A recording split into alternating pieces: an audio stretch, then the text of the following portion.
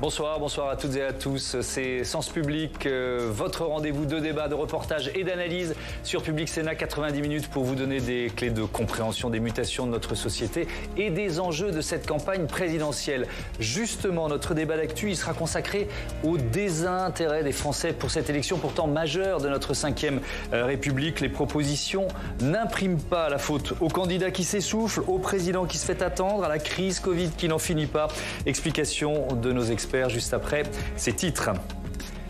Les électeurs ont la parole sur un thème qui, lui, concerne de plus en plus de Français, la précarité énergétique. Reportage à Compiègne avec un couple de retraités qui vit dans une passoire thermique à la limite de l'insalubre, vous verrez. Et puis, comme chaque jeudi, on vous propose de décortiquer les propositions sur un grand thème de campagne. C'est la rubrique Demandez le programme consacrée ce soir aux retraites avec cette question: faut-il repousser l'âge légal ? Mais d'abord, les Français de moins en moins passionnés par cette élection présidentielle. Jonathan Dupriez. C'est une campagne qui flotte, qui n'accroche pas les Français. Plusieurs enquêtes d'opinion dressent ce constat déroutant. Selon un récent sondage IFOP, 52% des Français déclarent s'intéresser à l'élection présidentielle. C'est 26% de moins qu'à la même période en 2017. Un désintérêt que les sondeurs expliquent largement par l'omniprésence de la crise sanitaire dans les esprits. C'est clair que le Covid fige les choses. Les Français vivent avec depuis maintenant 2 ans, cette crise inouïe, inédite, hors norme, qui fait que les Français ont des difficultés à se projeter. Une campagne présidentielle, c'est un moment privilégié où les Français regardent les candidats au fond des yeux, comme disait Giscard d'Estaing, où les Français regardent les candidats s'affronter. Là, ce n'est absolument pas le cas. Le Covid gèle le jeu. D'autres raisons, plus politiques, peuvent expliquer ce manque d'implication des Français. Hormis l'OVNI Zemmour, l'offre électorale n'est pas radicalement différente à celle de 2017. Autre problème, certains camps peinent à se rendre audibles. La gauche notamment, éclatée entre 7 candidats. Effectivement, la multitude de candidatures peut pousser aussi à une incompréhension, à une perte de sens. Mais je pense que là, on va rentrer dans le vif du sujet. C'est-à-dire qu'une fois qu'il y a les parrainages qui sont passés, ça sera un moyen de clarifier aussi certaines candidatures. Le camp Pécresse émet une autre hypothèse. Si les programmes des candidats n'impriment pas, c'est à cause d'Emmanuel Macron. Il est le mieux placé dans les sondages, mais toujours pas officiellement dans la course. Toutes les autres écuries seraient donc quelque peu paralysées en attendant qu'il se dévoile. Pour l'instant, le président de la République, très volontairement, est en retrait. Et en parallèle, l'ensemble de ses lieutenants, ses ministres, sont plutôt dans une démarche d'attaque, de provocation, d'agressivité. Et je crois que ce n'est pas une très belle image de la politique. Ce qui nous intéresse avant tout, nous, c'est de débattre sur le fond, sur les projets. Voilà, je crois que c'est essentiel qu'on ait enfin un accès sur le fond. En résulte une indécision des électeurs. À ce stade, près d'1 Français sur 2 ne sait pas pour qui il va voter. À 2 mois du premier tour, tout est encore possible.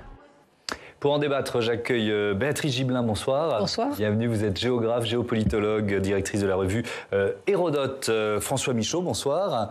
Vous êtes le directeur général adjoint d'Opinionway. Vous publiez Le Sacre de l'Opinion, c'est aux éditions du CERF. J'accueille également François-Xavier Bourmeau, bonsoir. Journaliste politique au Figaro. Vous publiez Macron-Le Pen, le tango des fossoyeurs, c'est aux éditions de l'Archipel. Laetitia Krupa, bonsoir, comme Thomas. chaque mardi, chaque jeudi, à mes côtés, éditorialiste politique. Bonsoir. La campagne Tefal, on a piqué le titre à l'un de vos confrères, c'est Brice Teinturier, le directeur général d'Ipsos. C'était sur France Inter, Ipsos France, on l'écoute. Position, ça n'accroche pas. C'est une campagne Tefal. On a le sentiment que tout glisse auprès des Français, qu'il n'y a pas d'éléments suffisamment forts et structurants. Et dans les personnalités non plus, moi ça me frappe beaucoup quand vous regardez l'image des candidats auprès des Français, elle est relativement médiocre. C'est une campagne en tous les cas qui ne parvient pas à... Qui ne parvient pas à, on le saura une prochaine fois, ou on le dira dans ce débat. Béatrice Gibelin, pourquoi ça n'accroche pas, selon vous ? Comme ça a été dit, ils sont tous un petit peu dans l'attente de Macron, celui sur lequel ils voudraient pouvoir mener l'offensive et qu'il soit enfin candidat, c'est sûr. Alors c'est vrai qu'il y a le Covid et que ça a été une vraie préoccupation. Et puis il y a... D'une certaine façon, le travail qu'a fait Macron, qui a été quand même de faire exploser un peu un débat qui était droite-gauche bien tranquille, dans lequel on se reconnaissait, on choisissait son camp. Oui, là, la présidentielle, c'était le moment où on revenait vers sa famille, entre guillemets. On revenait vers sa famille, tandis que là, c'est où la famille ? Pour les gens de gauche, Macron est de droite et fait une politique de droite. Et pour un certain nombre de gens de droite, Macron, il fait une politique trop à gauche. Bon, donc déjà, on est dans un flou comme là-dessus. Il n'y a aucun, je vais dire, thème de campagne avec slogan fort. On attend ce que Macron va dire. On est vraiment dans l'attente de ce qu'il doit dire lui. Regardez, sur Pécresse, on a parlé d'elle quand elle a réutilisé Karcher, mais après on lui a dit non, tu sais, c'est pas bien, il faut pas reprendre ça. Bon, donc de nouveau un peu calme plat. Dans les annonces, on a quoi ? On a au fond. Bon, on va pas refaire toute la liste des annonces, mais on va avoir le temps dans le débat. Mais simplement, on n'a pas grand-chose sur lequel se mettre. En tout cas, il y a des propositions, mais elles n'accrochent pas. Quant à la gauche, je veux dire, ça va aller très très vite. On est avec une telle diversité. Bon, alors moi, ce qui m'intéresse et qui m'interroge un peu, c'est comment la sensibilité des jeunes à l'écologie n'en fait pas des électeurs pour Jadot. On y reviendra, ça. Effectivement, c'est un élément passionnant. Alors, je vais me libérer et partager un peu la parole, Béatrice. Bien sûr. Je voudrais vous entendre, François Michaud. Est-ce que vous faites le même constat quand on dit ça n'imprime pas ou ça n'accroche pas campagne Tefal ? Oui, alors pourtant, le niveau d'intérêt des Français pour l'élection présidentielle a fortement progressé en janvier. On sent quand même qu'on a quitté la phase de la pré-campagne et qu'on entre peut-être pas dans la phase la plus active de la campagne, mais en tout cas que les Français commencent à s'intéresser davantage à l'élection, à la suivre davantage. Je crois que cet élément, cette difficulté pour les candidats à faire passer un message, il y a évidemment une stratégie d'attentisme. On conserve ses meilleures propositions pour le moment où le président sera vraiment là, puisque pour l'instant c'est l'acteur central qui manque encore dans la campagne. C'est lié aussi au fait que sans doute il y a un manque de renouvellement des personnalités qui se présentent à l'élection. On peut faire la liste. Jean-Luc Mélenchon, déjà présent à plusieurs reprises. Marine Le Pen, troisième candidature. Emmanuel Macron qui est sortant. Alors c'est moins le cas à droite, mais quand même peut-être François Asselineau, peut-être Nicolas Dupont-Aignan. Bref, c'est pas une élection de renouvellement. Et puis quand on regarde l'historique des campagnes électorales, les campagnes de réélection dans lesquelles un président sortant est présent sont toujours moins intéressantes que les campagnes de pleine nouveauté, comme 74, comme 2007, qui sont vraiment des campagnes où il y a beaucoup d'enthousiasme, de l'intérêt. Par exemple, j'ai ressorti un article de presse en avril 81, Le Point a titré « Pourquoi la France bâille ?» 81. En avril 81, rétrospectivement, on se dit ça devait être une élection formidable. Oui, l'affrontement entre François Mitterrand et Valéry Giscard d'Estaing, les observateurs de l'époque. C'était le match retour et donc on s'ennuyait. C'est drôle. Absolu. François Mitterrand était là depuis 1965, donc ça on l'oublie aussi. C'est qu'il a mis du temps à gagner l'Élysée, donc il n'était pas neuf non plus. Oui. C'est vrai. Moi j'ai une théorie, c'est une théorie de. Je vais reprendre une phrase de mon ancien patron de TF1, Patrick Lelay, le temps de cerveau disponible. C'est-à-dire que je ne suis pas sûr qu'on ait un temps de cerveau exponentiellement disponible et ce temps de cerveau, il est occupé par le Covid. Je ne sais pas si vous ressentez ça, François-Xavier, mais même dans les conversations qu'on peut avoir ou qu'on peut entendre, ça occupe toujours, je ne sais pas, les 3/4 des conversations. Oui, la crise du Covid est posée comme une cloche sur la campagne présidentielle. Le pays n'a pas encore la tête à ça. Et puis il y a un autre effet sur le Covid qui est maintenant depuis 2 ans. Durant ces 2 ans, il y a eu 2 élections. Des élections municipales et des élections régionales. Et qu'est-ce qu'on a vu avec des élections qui se déroulaient sous Covid ? Plutôt une tendance à reconduire les sortants. Or, Emmanuel Macron, ça fait, au-delà du Covid, 5 ans qu'il est donné gagnant au 2e tour face à Marine Le Pen. Tous les sondages sont assez réguliers là-dessus, malgré quelques petits à-coups. Et donc, il y a sans doute aussi, pas de la lassitude, mais un désintérêt pour un match qui a l'air d'être joué d'avance et qui n'intéresse pas parce que mais Emmanuel Macron, malgré les crises, malgré tout ce qu'il a affronté pendant les 5 ans, mais il est toujours à 25% au premier tour et donné largement gagnant, selon les adversaires qu'il affronte, largement gagnant au second tour. Donc, comme si le match était déjà joué, quel intérêt de le regarder ou de s'y intéresser trop tôt ? Et puis, à côté de ça, lui-même joue de cette situation, on y reviendra sans doute, en temporisant sur son entrée en piste. Ouais. Laetitia, effectivement, on l'évoquait, le manque de renouvellement, le manque de nouvelles têtes. On pouvait, si on fait un peu de politique fiction...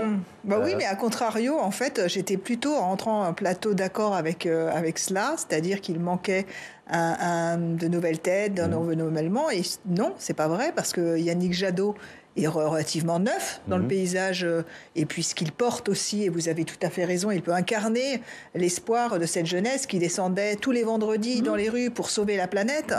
Il y a Anne Hidalgo, qui n'est pas neuve dans le paysage politique français, mais qui, dans cette course, en tout cas, a fait un pari. C'est sa première campagne présidentielle, en tout cas. Ouais. Et puis Éric Zemmour, enfin, c'est ce candidat iconoclaste, ce clown, comme je l'appelle depuis plus d'1 an maintenant, qui, dans cette vague populiste, arrive en France et essaye de faire et de réussir le même pari que Trump, que Zelensky, que d'autres avant lui, que Beppe Grillo en Italie, le mouvement 5 étoiles en tout cas. Et donc, quand même, il y a quand même de la nouveauté dans cette campagne. Donc c'est vrai que c'est assez étrange d'observer cet attentisme. Et je pense qu'effectivement, la pandémie écrase beaucoup dans le débat public. Il y a un autre élément, c'est le chiffre de participation aux primaires. Si on compare les primaires, si on compare 2022-2017, c'est assez vertigineux. LR, il y a eu 115 000 votants, il y en a eu 4 millions en 2017. À gauche, bon, alors il y a la primaire populaire, 392 000, tout le monde a dit ça fait beaucoup, mais c'était 2 millions la primaire socialiste. Enfin bref, on est quand même dans... Il faut avoir ces chiffres-là en tête. Alors, juste une nuance sur les primaires. LR, c'était une primaire interne, donc qui concernait les adhérents. Le Parti socialiste, il n'y a pas eu de primaire, puisque Anne Hidalgo a été désignée. Et la primaire populaire, c'est un espèce d'ovni mal identifié, un peu monté comme ça à la dernière minute, qui a sans doute pas eu suffisamment de temps pour mobiliser. Ça aurait sans doute été beaucoup plus mobilisateur si toute la gauche s'était mise d'accord pour participer à cette primaire plutôt que d'être désignée d'office pour certains candidats. Sur l'aspect générationnel, Béatrice Gibelin, c'est quand même une pierre dans le jardin de Yannick Jadot, parce qu'effectivement, on peut se dire, alors certes, les jeunes traditionnellement votent moins et moins intéressés par les élections, notamment la présidentielle, mais quand même, quoi. Mais quand même, comme vous dites, c'est quand même une interrogation. Visiblement, pour le moment, il n'enclenche pas et il ne motive pas une jeunesse qui, comme vous le disiez, sortait tous les vendredis. Là, ça permettait de ne pas aller au lycée non plus, donc il y avait un petit côté sympathique. Les jeunes, pour le moment, votent soit pour Emmanuel Macron, soit pour Marine Le Pen. Mais exactement. C'est assez étrange. Et surtout, le plus grand nombre ne vote pas du tout. Du tout. Bon, donc ça fait quand même... 6 millions de jeunes entre 18 et 24 ans. Donc 6 millions de votants potentiels. Combien iront aux urnes ? Comment vous l'expliquez, ça, le décalage entre une jeunesse qui s'engage pour des valeurs, notamment sur la défense de la planète, et qui pour autant soit va pas voter, soit se reconnaît pas dans le candidat qui porte le plus ses idées. Il y a deux façons de vous répondre. D'abord, structurellement, on sait très bien que cette génération-là de jeunes, quelles que soient les générations, quelles que soient les époques, va moins voter parce qu'il y a des phénomènes. Voilà, il faut entrer de politisation et on vote. Plus on est âgé, plus on vote. Et le civisme, c'est un réflexe qui s'acquiert en vieillissant. Et puis cette génération-là, en particulier, peut-être qu'elle est plus intéressée par des formes nouvelles d'engagement politique, qui ne sont pas les formes d'expression traditionnelles que peuvent être le vote, mais peut-être la mobilisation sur Internet, peut-être ce genre d'action politique qu'on évoquait à l'instant. Ou même le choix d'orientation professionnelle. Le fait de donner du sens à sa vie professionnelle en choisissant telle entreprise plutôt qu'une autre, quoi. C'est une forme d'engagement aussi. Exactement, ça peut être aussi des engagements du quotidien dans les actes de consommation par exemple. Peut-être que tout ça, ça les détourne, ou en tout cas ça les éloigne des formes d'engagement traditionnelles. Bon, ça c'est vraiment le défi des candidats, de pouvoir les intéresser et les ramener aux urnes. Alors un peu d'histoire, les déclarations, les entrées officielles en campagne des présidents sortants. 1965, Charles de Gaulle, on était 33 jours avant le premier tour. Valéry Giscard d'Estaing, 56 jours en 81. François Mitterrand en 88, c'était 33 jours. Jacques Chirac, 69. 69, Nicolas Sarkozy 67. Là, on est 66 jours avant le premier tour. Emmanuel Macron, on a toujours un point d'interrogation, même si les rumeurs, on parle de ça cet après-midi. Il a dit à La Voix du Nord que ce n'était pas le moment, qu'il allait d'abord régler la crise. J'ai l'obsession de la phase aiguë de l'épidémie et le pic de la crise géopolitique actuelle soit derrière nous. Voilà ce qu'il a dit à La Voix du Nord. Il évite les micros tendus pendant son déplacement. Comment il doit le jouer, François-Xavier Bourmeau? Est-ce qu'il doit le jouer faussement, tranquille, à la Jacques Chirac quand il répondait à Marie-Josée Rouag, là, Il a observé ce qui se passait pendant la pré-campagne de très près. Ce qu'il a vu se dessiner, c'est une campagne tout sauf Macron. À partir du moment où vous avez tous les candidats contre vous, il n'y a absolument aucun intérêt à descendre dans l'arène et à prendre des coups de tous les côtés. C'est quelque chose qu'on a vu aussi dans le refus de débattre avec tous les candidats. Il n'y a absolument aucun intérêt, il n'y a que des coups à prendre. Donc lui a plutôt intérêt à temporiser. Il avait fixé dès le départ une date qui était celle du 19 janvier, le discours d'ouverture de la présidence française de l'Union européenne à Strasbourg. Ça ne pouvait pas être avant. Voilà, parce qu'il voulait faire ce discours dans le costume de président de la République pour donner du poids à son propos. Et puis il a été aidé, alors j'aime pas trop le terme, mais il y a la crise Covid qui lui permet d'avoir une date fluctuante sur son entrée en campagne en fonction de l'évolution de la situation et des dates de levée des restrictions. Et puis donc il a été aidé par la crise ukrainienne qui l'a mécaniquement forcé à réendosser le costume parce qu'on ne débarque pas pour négocier avec Vladimir Poutine dans la peau d'un candidat. C'est quelqu'un qui est extrêmement dur en négociation, surtout dans une crise aussi grave que celle-là. On peut pas. Vous pensez que ça l'aurait affaibli dans le cadre d'une négociation? Mais évidemment, vous discutez avec Vladimir Poutine d'égal à égal, pas dans le costume de quelqu'un qui est peut-être pas là, qui sera peut-être plus là dans 2 mois. Donc il y a aussi le Mali. C'est pas un candidat qui peut résoudre la crise du Mali. Il faut au moins que ce soit le président de la République. C'est une affaire très compliquée, extrêmement difficile. On peut pas dire allez, on claque la porte et on rentre. On va pas pouvoir faire ça. Donc seul un président de la République peut, dans cette situation extrêmement complexe, jouer. Oui, mais si je vous écoute de crise en crise, de crise géopolitique en crise ou de variant en variant, il va jamais rentrer en campagne. Regardez, Mitterrand a pris 1 mois avant. Oui. S'il faut, il ira 1 mois avant. Hein. Ah, vous pensez que c'est possible? Mais si on est sur une situation qui reste extrêmement tendue sur l'Ukraine, on envoie quand même des troupes en Roumanie, c'est pas loin. On a eu 3000 soldats américains qui sont arrivés en Pologne. On est quand même sur un moment... Vous savez, personne ne veut faire la guerre. Pas plus, je crois, Poutine que des tas de gens. Mais dans ce genre de situation, il peut y avoir un dérapage. Il peut toujours y avoir un excès de zèle ou quelque chose qui se passe mal. Donc, si la situation reste très tendue, oui, il n'hésitera pas à attendre le dernier moment. Ça, moi, j'en suis convaincu. Il a quand même fixé un cap à nouveau qui est pas précis. C'est le pic de la crise géopolitique. Le pic de la crise géopolitique. Mais quand est-ce qu'on décide que c'est le pic? C'est une rencontre en tête-à-tête éventuellement avec Poutine et passer les dernières négociations, les négociations de la dernière chance. À ce moment-là, le temps de laisser passer un peu de temps, il pourra... Mais en tout cas, ça lui permet de ne plus subir le procès en président-candidat. En tout cas, de le décaler un petit peu. D'ailleurs, il a décalé son déplacement à Marseille, qui était prévu en début de semaine prochaine pour peut-être rencontrer Vladimir Poutine. On n'a pas encore le calendrier et l'agenda officiel. Mais Poutine aussi peut le laisser patienter. Il n'est pas totalement maître du calendrier. Lui qui adore être maître des horloges dans le cas précis. Vous avez le chancelier allemand qui, lui, va aller voir Poutine. Donc on a tout un jeu comme ça. Est-ce que ça va être Macron? Est-ce que ça va être Scholz qui va y aller? Ça, c'est très important. Je reprends la main, même si c'était passionnant d'ouvrir cette parenthèse, entre guillemets, géopolitique et internationale. Peut-être on l'a déjà dit plusieurs fois sur ce plateau, mais ça m'intéresse de savoir si ça évolue. Le socle d'Emmanuel Macron, est-ce qu'il est toujours aussi solide aujourd'hui? Oui, alors c'est très frappant de voir que les intentions de vote en faveur du président sortant reste particulièrement stable, à hauteur de 24-25%, des variations infimes, y compris quand il y a des événements qui normalement devraient affecter au moins temporairement ses intentions de vote. C'est-à-dire que sa popularité a un peu baissé, mais pas son socle son socle d'électeurs potentiels. Pour l'instant, ça ne bouge pas. C'est peut-être aussi un signe supplémentaire du fait que la campagne n'a pas vraiment débuté. En réalité, le président de la République a sans doute intérêt à entrer en campagne le plus tard possible. Il est en tête dans les intentions de vote. Il bénéficie, et c'est le seul à avoir cet avantage concurrentiel de sa position. On vient de le rappeler, quand vous êtes chef de l'État, vous êtes au-dessus de la mêlée. Et on a bien vu dans l'histoire que quand des chefs de l'État passent de président à candidat, il y a une perte de prestige, quoi qu'il arrive. Vous n'êtes pas un candidat comme les autres, mais vous êtes un candidat parmi d'autres candidats. Valéry Giscard d'Estaing disait « Je suis un candidat président ».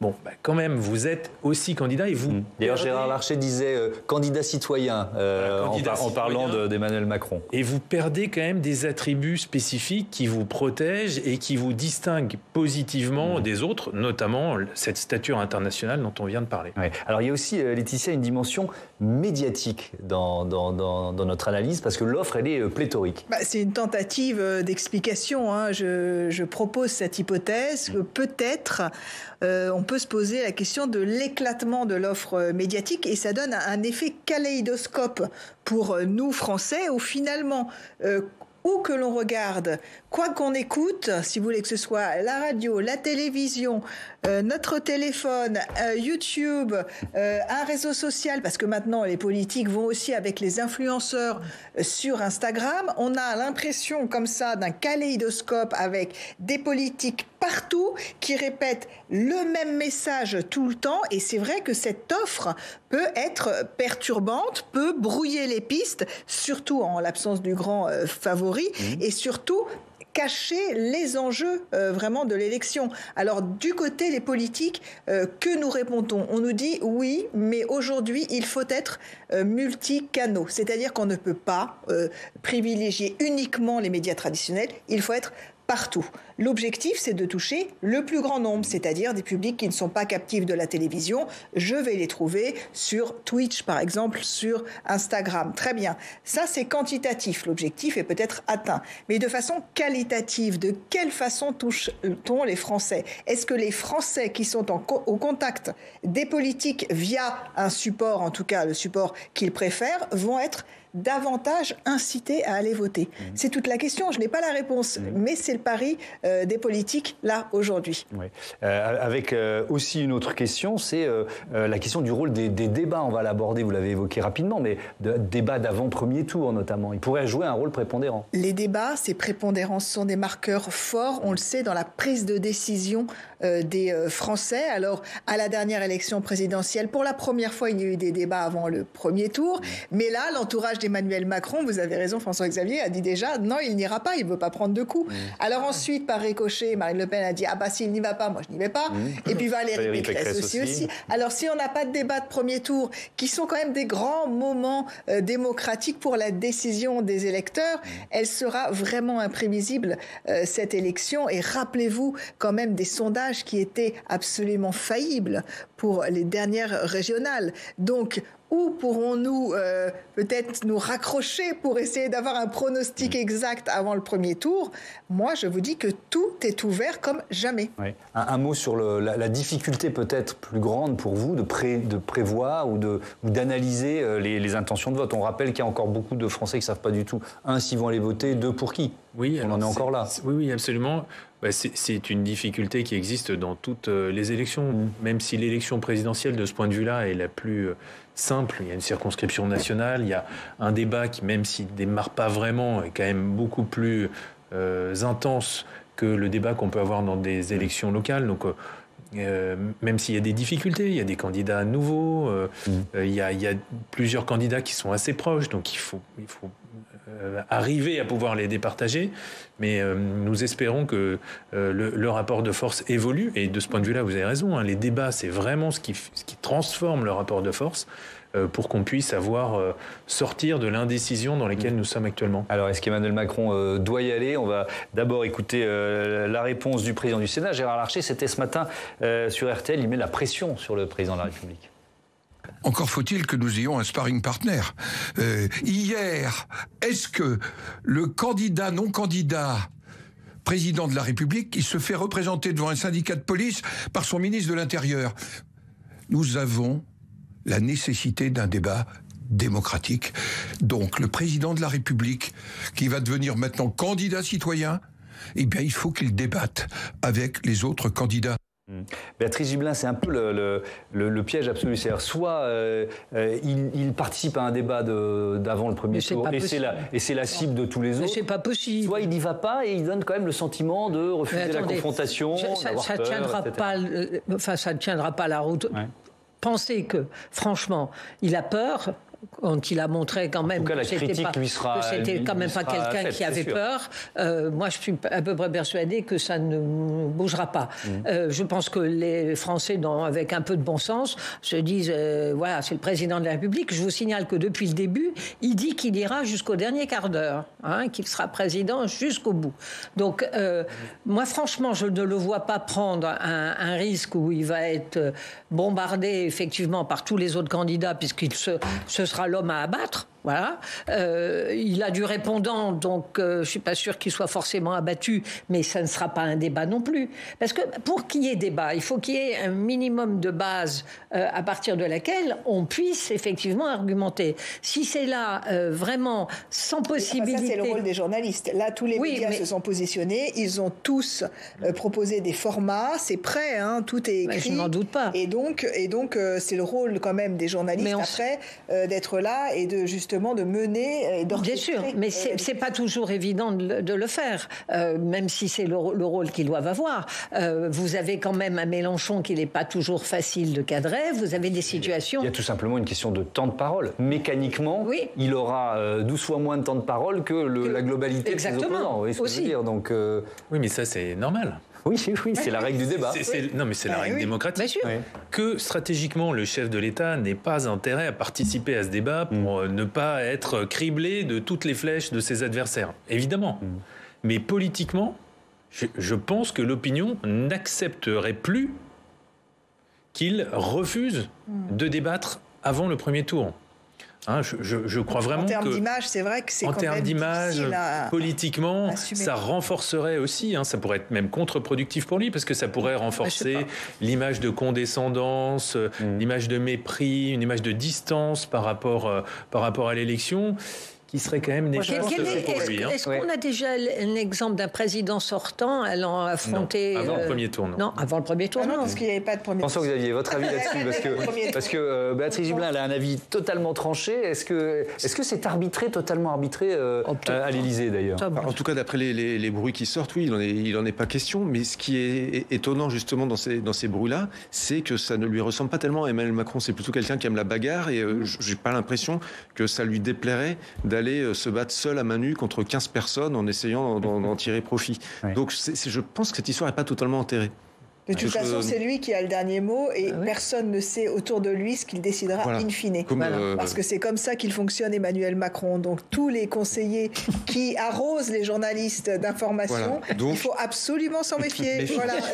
Méfiance quand même sur le premier renseignement. Et surtout quand c'est le porte-parole du gouvernement qui le dit, ça donne un côté un peu officiel à la prise de position qui permet de ménager un effet de revers pour Emmanuel Macron. Donc attendons. Et à ce moment-là, il pourrait presque en tirer, profit, parce qu'annoncer qu'il ne veut pas y aller, et puis, in fine, dire qu'il y va, alors c'est lui qui apparaît comme l'homme courageux, et tous les autres... Et ce qui est dingue, c'est que là, ça fait une demi-heure qu'on parle, on ne parle que... Un peu moins, mais que d'Emmanuel Macron. Enfin, ils sont quand même... On a parlé d'Yannick Jadot. Oui, mais voyez bien que le problème, c'est la faiblesse de ses adversaires. Ça tombe bien, j'allais y venir. Ah, génial. Merci Laetitia de m'offrir la transition. Frédéric Michaud, pardon, je vous ai appelé François, donc si, c'est pas bien, donc j'essaye d'être précis aussi sur le nom de mes invités, donc mea culpa, mea maxima culpa. Je vais reprendre un sondage de votre institut pour me faire pardonner. Il y a 2 semaines, les Français qui portent un jugement très critique sur cette campagne, c'est quand même intéressant. On a, je vais peut-être vous laisser le détailler, mais pas de bonne qualité, n'aborde pas les vrais problèmes. Enfin, la liste, elle est impressionnante, quoi. Le jugement est très négatif. Oui, mais nous avions noté ce début de campagne un peu chaotique. Et effectivement, on a cherché à mesurer la façon dont les Français perçoivent la façon dont le débat se déroule. Et effectivement, le constat est très sévère. D'abord, on a une large majorité des Français, 58%, qui nous dit que le débat est trop agressif. Il y a une grande violence dans les échanges. C'est partagé par tous les électorats, sauf l'électorat d'Éric Zemmour. 58% chez les Français, chez les électeurs d'Éric Zemmour, 38%, comme si cet électorat particulier était peut-être moins sensible à la dureté des polémiques et du débat. Et puis, sur le fond, il n'aborde pas les vrais problèmes pour 3/4 des Français. Il n'apporte pas de solution, il ne répond pas aux attentes des Français. Donc là, vraiment, un constat massif et vraiment très partagé. Et puis, au final, on a seulement moins d'un quart de la population qui nous dit que le débat électoral est de bonne qualité. Donc, on voit bien, il y a une vraie frustration par rapport à la façon dont le débat est enclenché. Sur l'agressivité, comment vous l'analysez peut-être, François-Xavier Bourmeau? Parce que, est-ce que comme on est un peu comme ça écrasé par la crise Covid, est-ce qu'il faut parler encore plus fort ou être encore plus agressif pour se faire entendre? En tout cas, c'est peut-être la stratégie de certains candidats. Toujours dans une campagne, le premier qui plante son chapiteau installe le débat. C'est donc celui qui crie le plus fort dès le début, essaie d'articuler le débat autour de lui. Puis ça, c'est un enjeu aussi de poser le thème de la campagne présidentielle, parce que vous organisez le débat autour de vous. Et donc, vous devenez le centre des discussions. C'est ce qu'on a vu à partir de septembre avec Éric Zemmour, qui a organisé tous les débats de la rentrée autour de l'immigration. Oui. Donc, effectivement, il y a une prime à l'agressivité. Agressivité, peut-être pas ce terme-là, mais en tout cas, au côté spectaculaire et aux propos qui va attirer l'œil et l'oreille des Français qui, justement, à cause du Covid, ne sont pas forcément la tête encore dans la campagne présidentielle. Donc, oui, il y a puis la construction de l'élection présidentielle, ce mécanisme qui fait qu'on part à 20, on arrive à 2, il n'en reste qu'un, provoque mécaniquement des affrontements. Donc, c'est plutôt dans la logique des choses, même si parfois les thèmes, sur certains thèmes comme l'immigration, on voit qu'il y a eu beaucoup des dérapages, enfin que ça a un peu dérivé quand même par rapport aux autres campagnes qu'on a pu voir. Ouais. Et alors c'est intéressant justement, on va écouter Éric Zemmour, c'était hier devant le syndicat de police Alliance. Voilà, il continue de creuser son sillon, on écoute.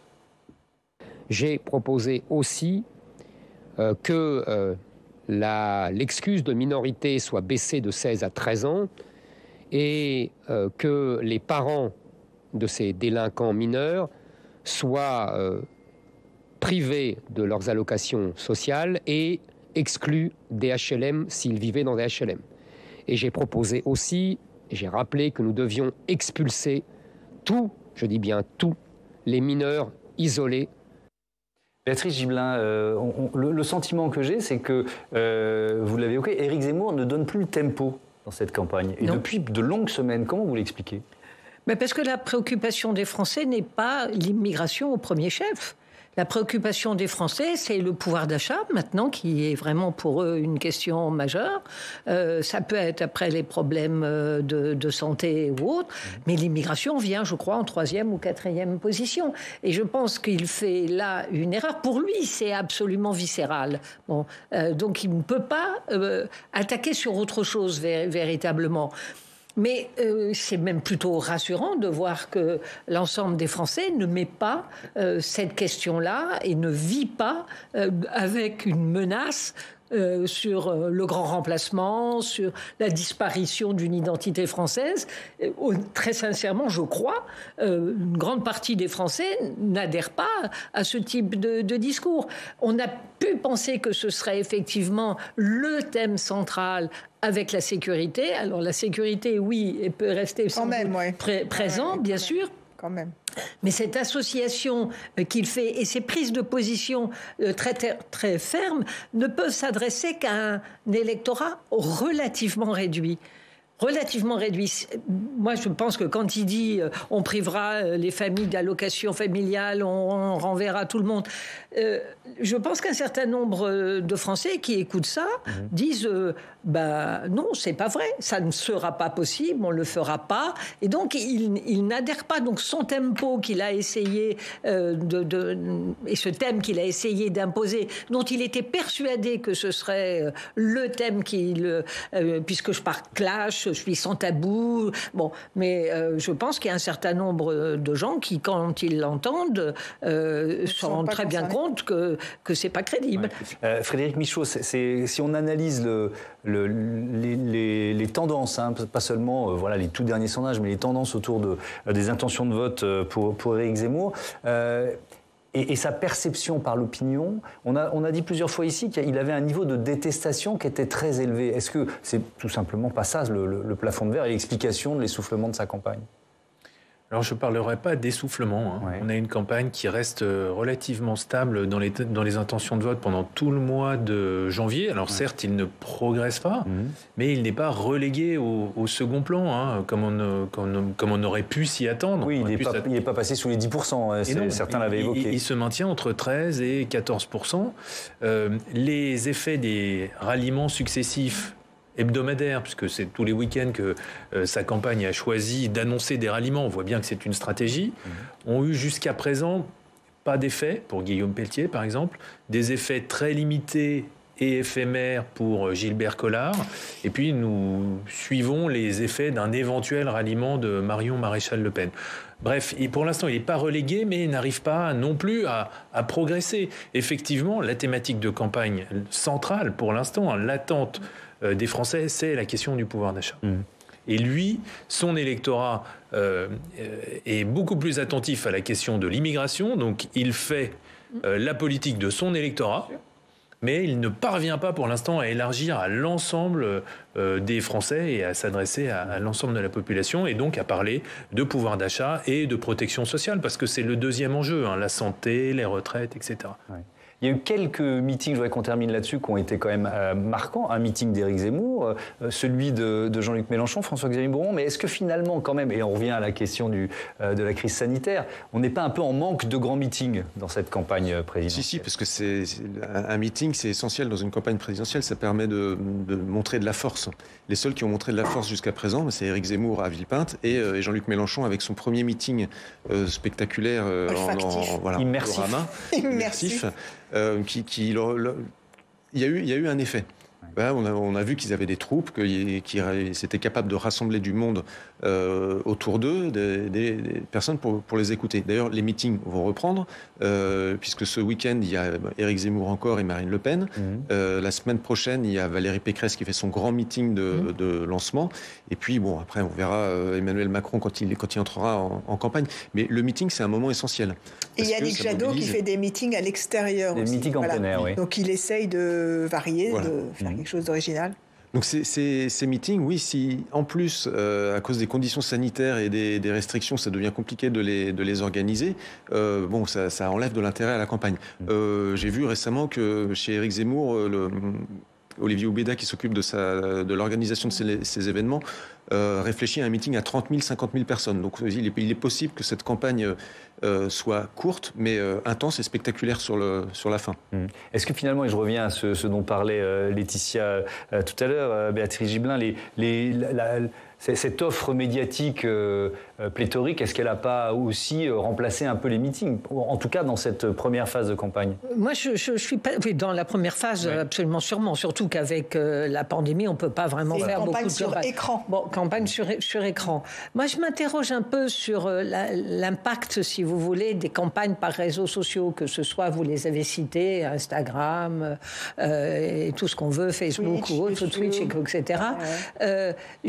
Je suis pas sûre. Il y a beaucoup de gens, parce que c'est facile, on regarde, c'est quelques minutes, on passe à autre chose. Est-ce que c'est essentiellement des jeunes, quand même beaucoup plus, parce qu'ils fonctionnent comme ça. Est-ce que ça va les mobiliser pour aller jusqu'au vote ? Ça, c'est une interrogation, et bien malin, à mon avis, celui qui est capable de le dire. En revanche, qu'est-ce qui va voter? Les personnes âgées, ce que vous avez rappelé, c'est-à-dire la maturité, l'engagement, etc. Et ça, les personnes âgées vont aller voter. C'est dans les 50% qui savent déjà pour qui elles vont voter, et elles sont sûres d'y aller. J'ai tendance à dire c'est quand même plutôt les vieux qui font l'élection présidentielle que les jeunes. C'est pas rassurant, hein, c'est un constat que je fais. Mais je suis absolument pas sûre que ce phénomène, si vous voulez, quand on dit 4 millions de vues parce que Marine Le Pen elle a mis son chat sous le sapin, je dis c'est assez consternant, si vous voulez. Ça va pas amener beaucoup de gens à l'idée. Parce que Zemmour, il en a 7 millions. Ah oui, parce qu'il a lancé une boule de bowling et puis il a dû marquer beaucoup de points. J'ai dit non, mais honnêtement, c'est pas sérieux. C'est pas avec ça qu'on imprime ou je l'espère, qu'on imprime pour ce qui est une présidentielle, si vous voulez.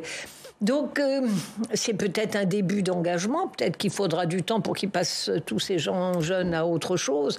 Mais il faut rappeler quand même qu'en 2017, on avait déjà une forte abstention des jeunes. Alors, je ne parle pas de l'abstention au régional, où je crois que c'était 87% des jeunes de 18 à 24 ans qui n'étaient pas allés voter.